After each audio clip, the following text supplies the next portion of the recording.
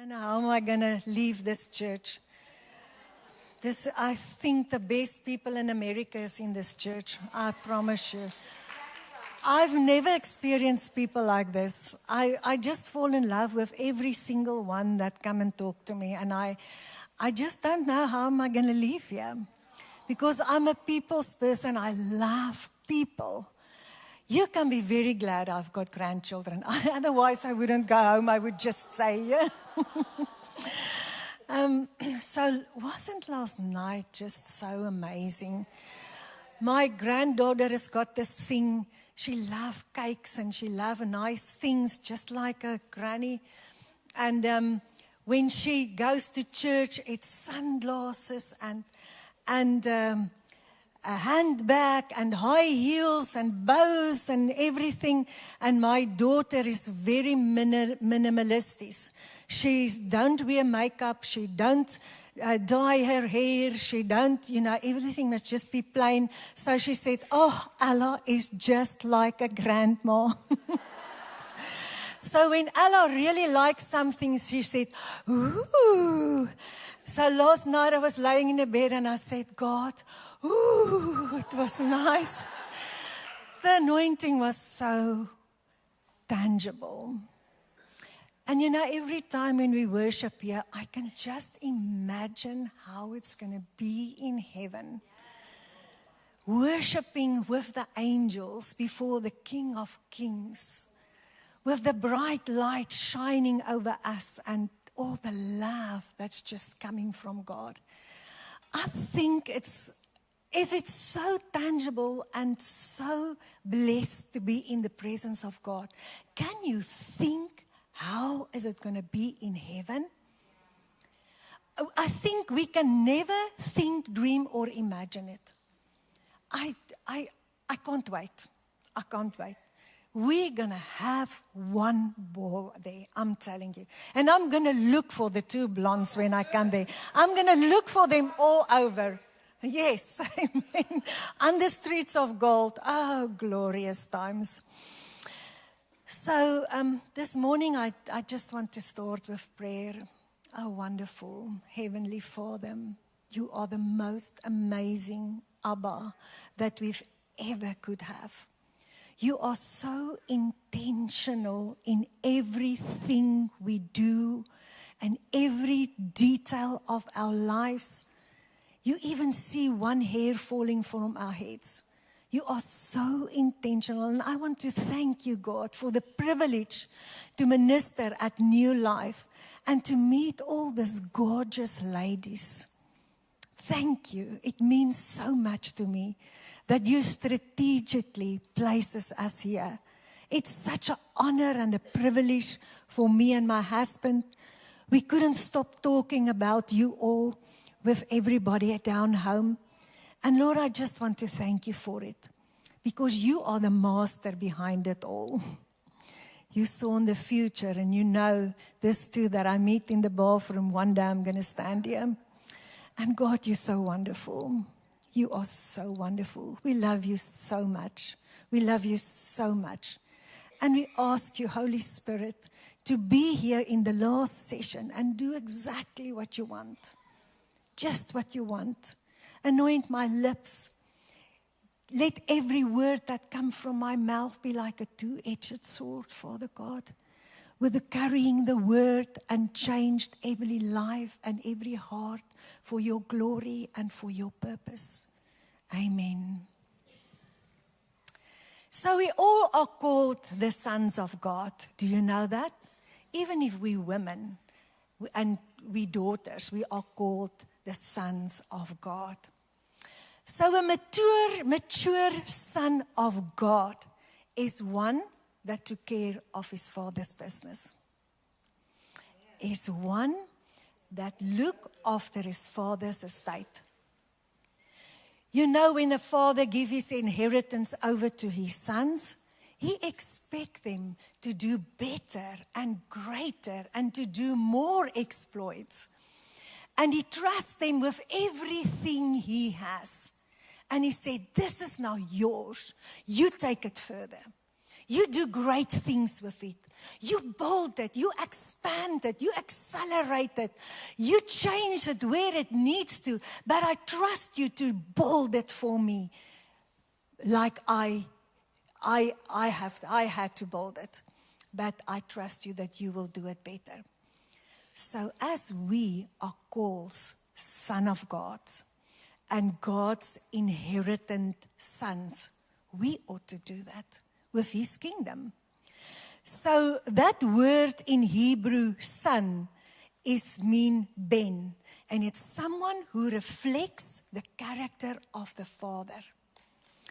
It's someone who belongs to a family lineage, one who is a builder of a house or a family name. And that is exactly what I and you are today. We are in a family lineage. We must show God's character to everybody we came in contact with. We must build what God left for us to build on.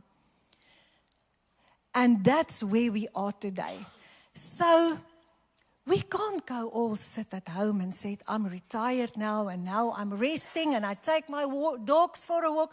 Sometimes I wish I could do that, but God don't let me. He don't let. I can just get on my bike and drive 20 k's with my husband. I'm the happiest woman in the world. But God says, kingdom first. We are here to build. We are here to build His kingdom. We are here to do great exploits for Him. We are here to take what He has built further. We are His heritage. We must do whatever a son is doing. Sonship is accountability. The evidence of a true son is to build God's kingdom. And I see it. I see it in this place. There are kingdom builders here like I've never seen in my life. And I'm so excited about the new building, Pastor Brian, that you're going to build. God told me, He said to me, this building will be supernaturally built by God. And He said to me, you are not going to worry about a thing. There will be no delay. And the people from outside in the town, people that you don't even know, that you've never met before, will come and say, can I give you my bulldozer? Can I give you this? Can I give you this? And they're going to drop it here, and it's going to be supernaturally built in Jesus' name. Because this is a dwelling place of the Holy Spirit. This is a place where people really seek God's face, and where people's lives are changed and generations can build further. So God is going to do that for you. So we are called kingdom builders in our Father's estate. We are called to build for His glory, for His purpose, and for His mandate. But I don't know about you, but in every family, not in mine, I'm going to speak positive, not in mine, there's always this one that wants to build for himself. You know, like the prodigal son. No, give me my inheritance. Give it to me. I'll go and I'll do it with it what I want to do with it. Give it to me and bye-bye. I see you later. I just want my part of the deal. And then he's off. And where does he get himself? Eating with the pigs. And those are those people that want to build for themselves. They are choosing to go their own way, doing their own thing, go away from their father's estates, thinking they know better, think that everything, they own everything and they can do with it what they want. But in God's kingdom, it's not like that. Satan said, I think I knew better. The prodigal son said, I think I know better. And then there's a guy named Nimrod. And he thought he knew better. In God's kingdom, self is not the option. Amen. You know, when I look at people sometimes, I thought to myself, how could they really do so much things for themselves because God doesn't allow it with me and my husband. When we got married, we met each other in Bible school. He was a city boy. I came from the farm. He thought this farm girl. I thought, oh, this city boy. And then we get off together. So he came with the farm to me. And when we got married, we said to ourselves, one thing we hate in life. And that is when people living for themselves. Because it's not God's will to live for yourself. It says in 1 Corinthians 3 verse 9 to 11, we are co-workers in the God's service. For no one can lay any foundation other than Jesus Christ. So our bodies, ourselves, everything we own don't belong to us. It belongs to God. We are co-workers in His service. We can't do it by ourselves. So kingdom builders see themselves as stewards, not as owners. They make an eternal impact, serve God's purpose, not their own. It's sad but true, but the flesh always wants its own way. Always. But carnal people don't care about others. They care about themselves. You know, there's two things that God says. Love God and love people. If you can't love people, then I doubt it if you love God. Because God is love. He's love. You ought to love people. So I know so many people that say, I love animals. Yes, you can love them. Haven't got a problem. I love animals as well. But God said, love God, love people. Because God is love.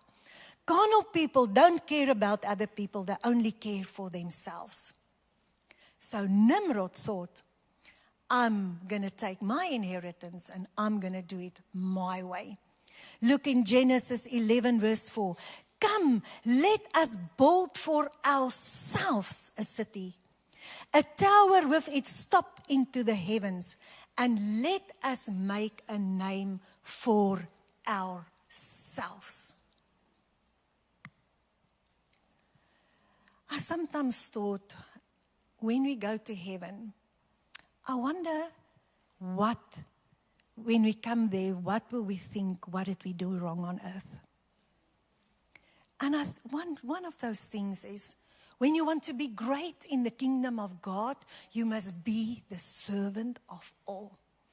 And I see it in the church. I'm telling you, it's one of the few churches I've ever preached in that I see it in. I mean, Pastor Linnell told me, she said to me, you know, Madeleine, when Pastor Rhonda came to Zambia, she said to me, I'm going to build your house first before I build me a house. And she built a beautiful house for her. I said, what did she say? Did she say that? Wow, I've never heard that before in a church. I mean, Pastor Amy worked herself to pieces. I don't want to speak negative over you. Work yourself beautiful. In Project Life. Not for herself. Not for herself. For people who need her. That is the servant of God. That is somebody who really cares about people. That's somebody that said, God, I want to build your kingdom because it's not about myself. It's about you and your kingdom. So Nimrod built for himself. And he wanted to make a name for himself. He chose temporary fame, self-importance, self-glory, and self-exaltation. The goal was not to glorify God. It was to elevate himself. The tower was not the problem. It was the heart that God saw behind it. Because God is looking at us. He wants us to have nice things. He wants us to have the most beautiful things we want. But He's always checking our hearts. Like Pastor Rhonda said last night. Always checking your heart. What is the motive behind everything you do? Because that's where God looks, is at our heart.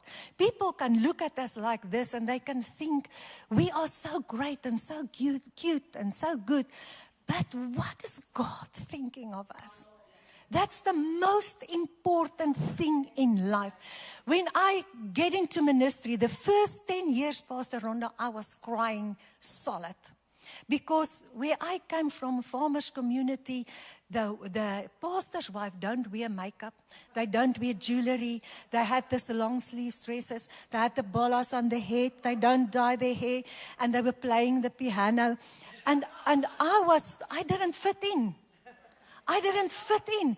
And the people was always complaining, telling my husband, she wears too much makeup. She has too much jewelry on. She's this, and I can't sing, and I can't play the piano. And I just said, Lord, I'm not fitting in. I'm not fitting in. And one day, God said to me, to who do you want to fit in? To the people?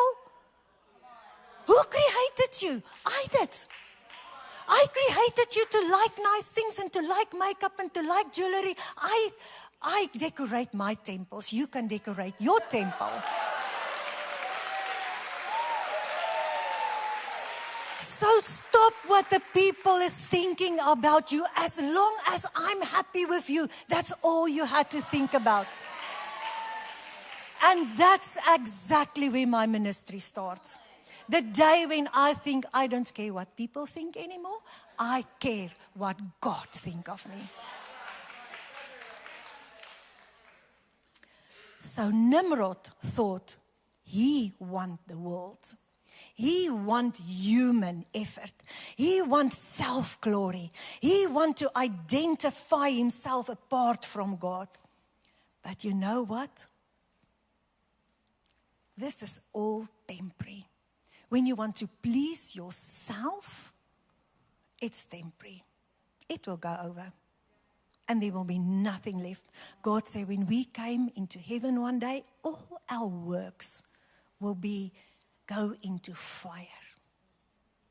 And what stands will be the things that was the motives of our hearts. So all your self-effort and your self-glory and self-building and lifting yourself up and being great in other people's eyes will be burned to ashes. But that which you burn for God, that's the pure gold. It will always stand forever. We look at King Solomon. God was so satisfied with him. God asked him, what can I give you? I like you so much, Solomon. What is there that I can give you? So this is what Solomon said. He said, and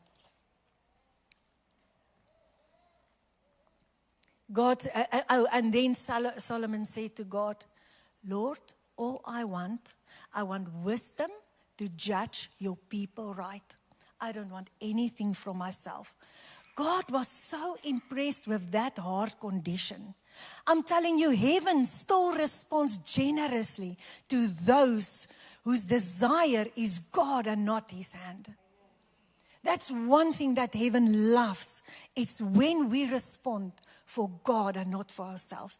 So God said unto him, because thou hast asked these things and not asked for thyself, long life, neither has asked riches for thyself, nor has asked the life of thy enemies, but has asked for thyself understanding to discern.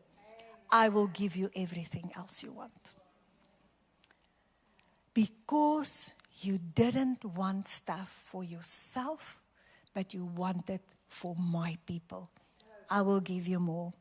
Wisdom, understanding exceeds mass, largeness of heart, even as the sand that is on the seashore. Solomon's wisdom excels all countries. His riches was beyond that you've ever seen or dreamed of, all because he didn't ask for himself. Because God look at your heart. What's in your heart, he'll respond to. Jesus didn't leave the throne room for himself. It was a sacrifice to leave heaven to come for us. It was a sacrifice. He didn't do it for himself to have the glory on earth. He showed all the glory to God. Everything he does, he said, everything I does because I see it, my Father's doing it. Every minute he has time, he's spending time with the Father, glorifying him, lifting people unto him. Nothing Jesus did was for himself. But there's another one that also built. His name is Nehemiah. He loved people. He loved people because he's got God's heart. When you have a heart for God, you will love people. You wouldn't walk past somebody who's in need because you will know this is a daughter of God. I must touch her. I must help her. I must be with her. I can't just leave her because this is a daughter of God. And God valuable everyone. Somebody is not better than the other one. We are all equal to him. Every single one of them. So Nehemiah saw this wall that was broken. He saw the people in agony. He saw how they were stressed and how fearful they was. And he saw, and his heart was, what must God feel about his people when he saw this? And he went home and he cried before God. He said, my heart is so sore because of those people who live in such agony. Don't know when somebody has come and kill them because the wall has been broken and they are so afraid and they live in so much terror. And he cried, but you know what? He didn't take things into his own hand. He went to God and he said, Lord, please can I do something? Is there something I can do to help these people? They said he fasted and he prayed, and then he got the download from heaven. God said to him, you built the wall. You built the wall. You know what? Nehemiah was very comfortable in his house. He wasn't afraid. He wasn't in danger like the people of Israel was. He was very comfortable. The king loved him. He had a good job. He had a very comfortable job. He was safe. But he put that aside to go and build for the people of Israel. Not for himself. He didn't build out of flesh. He prayed, fasted, and then he took courage and he took action. Nehemiah was one of those people that when he was focused on what God told him to do. He didn't listen to voices around him. He didn't listen to people around him. Because he knew this is a work that he's doing for God now. A heart aligned with heaven trembles at what grieves the Spirit of God. Nehemiah 2 verse 8 said, Nehemiah didn't even say, I built it. He said, the hand of the Lord was upon me to restore the wall. For me, that is so beautiful because we do so many things out of ourselves and we think it's ourselves. And it is not. It's the hand of God that was upon me. It's the Spirit of the Lord that was in me. It's God that enables me to do it. But I can't do anything out of myself. So he said, the hand of God was upon me. He restored the wall. He was obedient. He sacrificed and miracles flow. You see, every one of us has an assignment from God. To discover your assignment is very easy, but to follow it through, it's very difficult. It's not easy. Let's come back to Solomon. Solomon built for God a temple for 7 years. What God wanted. Exactly what God wanted. He built this beautiful temple for the Lord. And when the temple was finished, Solomon didn't take any glory for himself. He said, we dedicate this temple for God. We give it back to him because this was his idea. And I feel the presence of the Lord. And he invited the people, please come and pray here. And let's serve the God and let's be dedicated to him. He gave it all back to the Lord. And then they said, a glory cloud come upon the temple. And while the glory cloud is in the temple, everybody in the temple could feel the presence of God. Because he built for God. And he didn't build in himself. He built everything like God wanted to be. But then Solomon starts building for himself a house. Nothing wrong with that. But listen what happened to him. He built for 14 years. And when he stopped built with this, he's seen a vineyard and he started building the vineyard. And when he stopped with the vineyard, he said, this Egypt, a new wife of me hasn't got a house. I'm going to build her a bigger house. And he started to get pride in him. He got proud. And then the king of Sheba came and she said, nothing that I've ever seen in my life is like what you are building here. Your riches is so great and you are so wonderful and you are so wise. And you know what? His heart got divided. And the Bible says, before Solomon could even think, he was worship other gods with his foreign wives. It's not how we start. It's how we finished. And when we are at success in our lives, that's when pride comes in. And if we've got pride in our lives, we're going to fall. I'm telling you, there's only one way and it's down. And look what Solomon said, building all this marvelous stuff.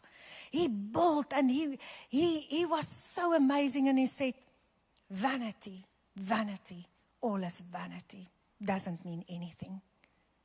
Because when built for yourself, there's no satisfaction. That's right. There's no satisfaction. They said, what's the difference between having a lot of children and having a lot of money? When you have a lot of money, you always want more. When you have a lot of children, you don't want more. You see, Solomon got distracted. He got distracted. And it doesn't bring him any peace. It didn't bring him happiness. It didn't bring him peace. He was miserable.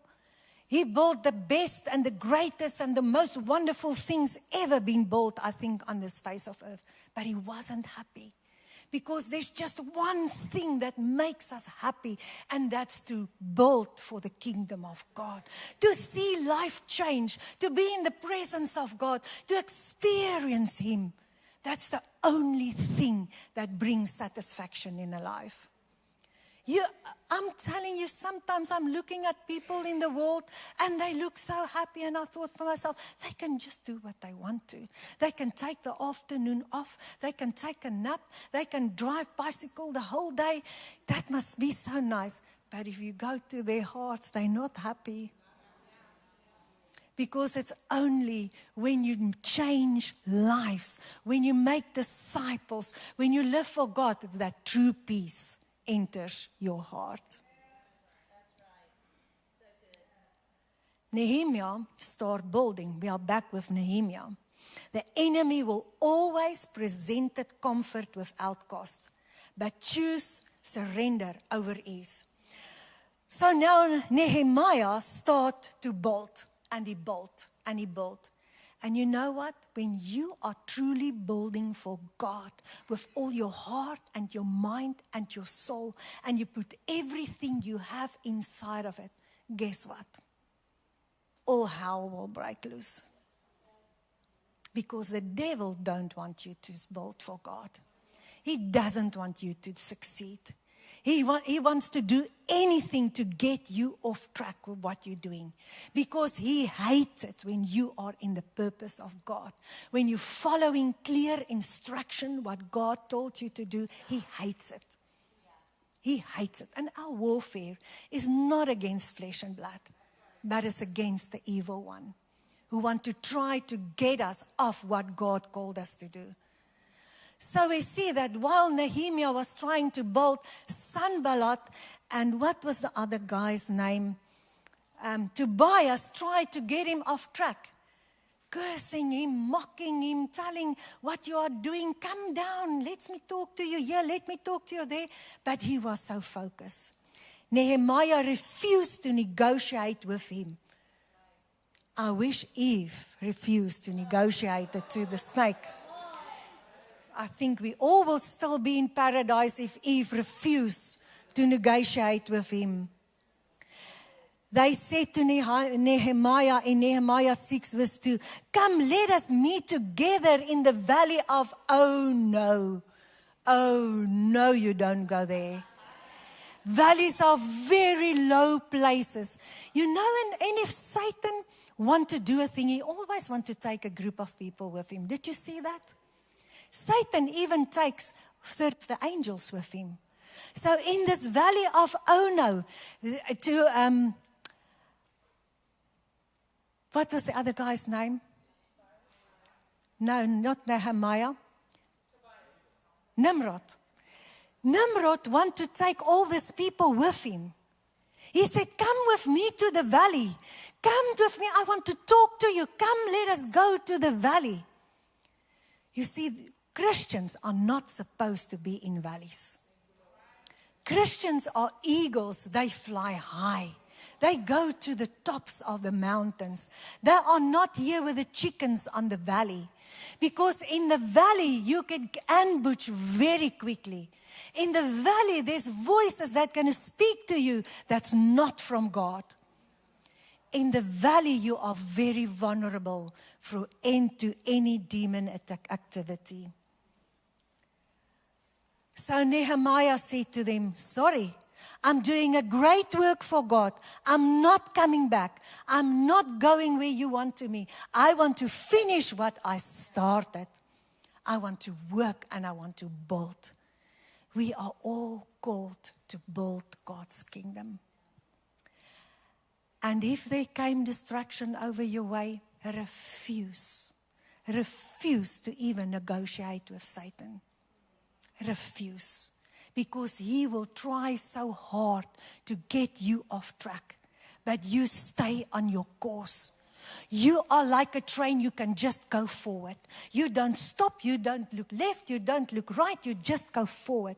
The one lady, friend of mine, she says, she is like a kangaroo. She can only go forward. So you just go forward.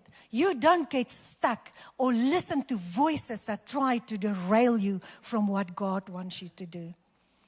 I want to tell you this story. I always love to tell stories.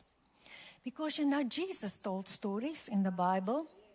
And maybe you forgot my message, but you'll remember the story. So this was this lady, and it's a true story. You can go and Google it if you want to. The name was Saint Helena. So Helena was a very beautiful young lady. And she fell in love with this soldier from Rome. And he loved her with all his heart. And they were such a beautiful family, had a little boy together, and they were such a beautiful family. But this husband of her was very, very courageous. He was an excellent soldier. He fights like no one else could fight. And the governor, the empire, saw him. His name was Constantine. And he saw him and he thought, I want that guy to be the leader of my armies because he is phenomenal. When he goes out, every time they came back with a winning. So he approached him and said to him, I want you to marry my stepdaughter, and then I'm going to give you power. Then you can be the emperor of all the soldiers, and when I die, you are the emperor. And I'm going to give you riches. I'm going to give you power. I'm going to give you a name. And you will be great in Rome. Men, what do you think they choose? Did he choose his wife or the power? He chose the power. My husband wouldn't. Your husband wouldn't, Pastor Amy. Your husband wouldn't, Pastor Rhonda. So this guy chose the power. They kick her out of the country. They said to her she must go. She can't see her son anymore. He take the son. He raised him as a soldier. This woman, devastated, she lost in one moment everything that she had. Her husband, the love of her life. Her son, the most precious possession she ever had in her life. She was kicked out of the land. No family, no friends, nothing. She felt so betrayed, so heart-sore, so sick to the stomach of what has happened to her. It's so unfair, don't you think? It's so unfair. But you know what she did? She came across somebody who told her about Jesus.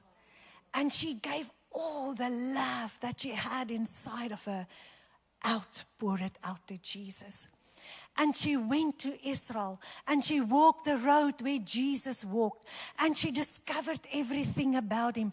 And the more she learned about Jesus, the more she fell in love with this man. And she said, Jesus, you are the lover of my soul now. You are my everything. I give you everything. I'm only going to live for you. And they actually said in ancient history books that Helena found Jesus' actual cross. And to prove that it was real, there was a friend of her that was ill. And she took the cross to the friend. And when the friend touched the cross, the friend is healed. It's in the history books. So Helena dedicated her life fully, completely to Jesus. Put the life that she had, the heart sore, the betrayal, everything that happened to her behind her and said, this Jesus, I will follow. I will live for him. I will give my everything for him. So what happened? Constantine died very early. And his son became the emperor because his son was just as good as he was. What did he do? He first go and look for his mama. He found the mother. He said, but you are looking so good. I thought you would be dead. I thought you would be bitter. I thought you would, by now, you would be torn apart of all the heartache that we caused you. She said, I found Jesus. And she was looking so good. And he said, well, this Jesus that make you look so good, I want him too. So he was the emperor of Rome. So she told him about Jesus and he came to Christ. So the whole district of Rome became Christians. Can you see how God can take a moment of the hardest tragedy in your life and change it for good? Your situation is nothing to him. He can use your situation too. So then this woman, he gave her access. He said, you are St. Helena now. You can do what you want in this land. She started building churches. She started building hospitals. She just go crazy for God. And you know what was so interesting to me is when you go, I don't know who of you have been to Israel. When you go to Israel, you see all the cats in Israel. Remember? In the streets, everywhere, there's just cats. Have you experienced it? All the cats in Israel?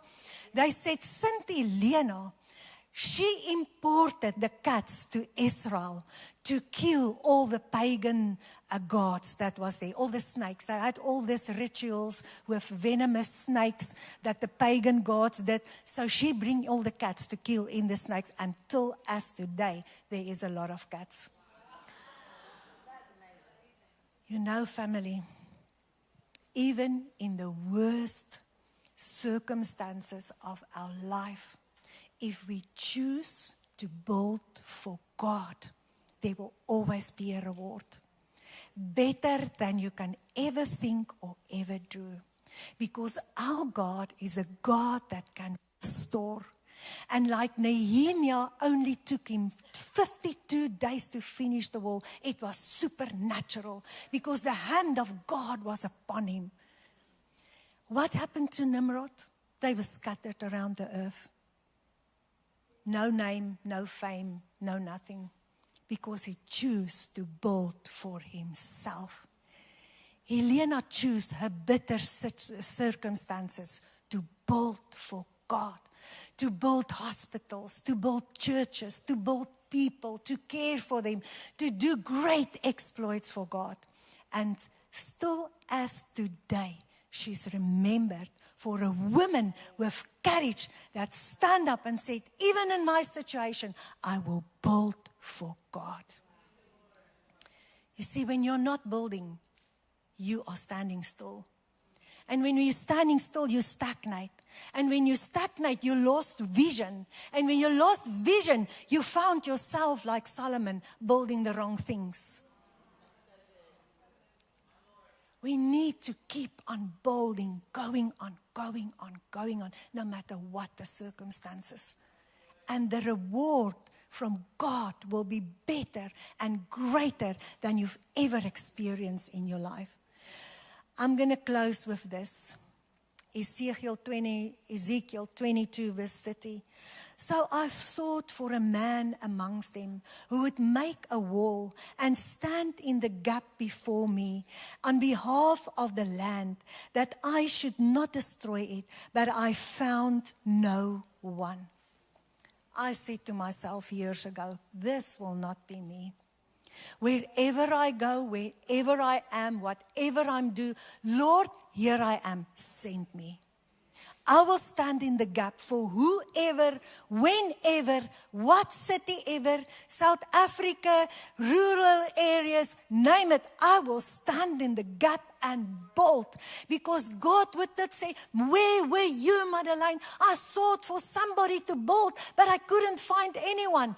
New Life Church, I'm telling you this morning, we are busy building. We must build and build and build till Jesus comes. We don't want to stand before Him one day and say, where were you? I was sought for. I was sought for someone and I couldn't find one. Where were you?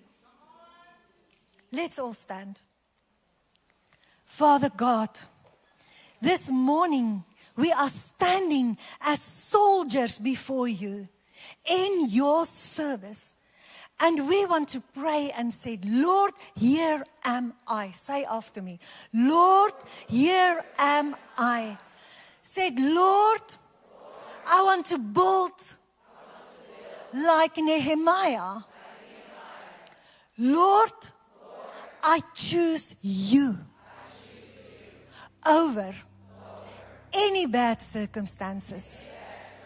Lord, I will not give up. I will not stop. I will not stagnate. I will build. I will pray. I will occupy till the day you come. Lord, take my life and do with it whatever you want. Because I'm not here for myself, but to build your kingdom. Lord, here am I. Send me. Amen.